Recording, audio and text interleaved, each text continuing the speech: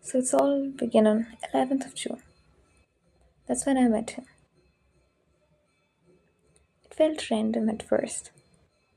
But you know when something just clicks? That's how it felt. Easy, light, and strangely comforting.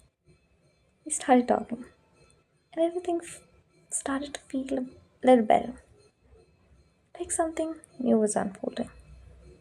But just 4 days later, on the 15th, I felt like it wasn't going to work. Something happened, something that made me question it all. I almost walked away. I had made up my mind to end it, to let it go, before I got too involved. But that day, he was upset, genuinely upset. And I'm not the kind of person who walks away when someone breaking. So I stayed. I told him, if you don't have hope to live, then let me be your hope. And I meant it. From that day on, things felt intense, deeper than usual. We weren't just talking, we were constantly connecting. Morning calls, afternoon check ins, late night talks. He had called me just to say he missed me. A lot more than I expected. And honestly, for a while, I didn't say it back. I don't know why. Maybe I was genuinely guarding myself. Maybe I was unsure.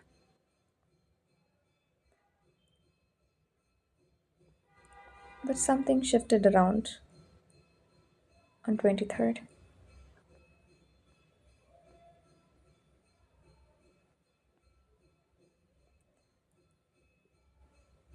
On 23rd, I told him something I would never told anyone new.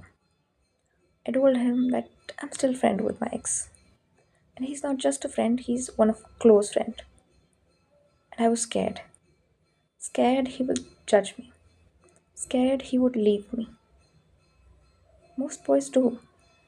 But he didn't. He said, I trust you. That sentence, that trust, made me feel something I hadn't felt before with him. So I told him, for the very first time, I miss you. I meant it. For the first time, I let myself feel close. The next day, on 24th, we talked 2 hours on morning, 3 a.m. to 5 a.m. During that talk, something shifted. He said, don't you feel like there is nothing between us when we are silent? Like it's boring.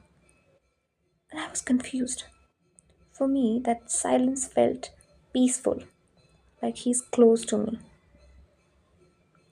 like being close without needing words. But for him, it felt like distance. He said, you're not expressive. I do so much, but you don't open up. And the truth, he was right in one way. I hadn't been expressive, not until recently, but he didn't know how I was finally ready. I was just about to tell him everything, my feelings, my fear, my plans. I had even made up my mind to give this a real shot, to tell him I wanted something serious. Maybe I was too late, or maybe he gave up too fast. That same day, after 10 a.m., when he was at work, he told me he wanted to quit. He wanted to quit everything. That he couldn't handle commitment. That his past traumas were still alive inside him. And he was afraid of being hurt again. I was speechless. I didn't beg. I didn't scream. I think a part of me had already sensed it, somewhere deep down. I wondered if he was using me or if he was ever really sure about me at all. So I just said, maybe you should heal first. Maybe you should sort out the things inside you before starting something new with someone else. And that's how it ended. There's still so much I haven't said. The little things, the quiet hopes, the way I had started imagining something more. But maybe some stories don't need a perfect ending. Maybe some stories are meant to just teach us something.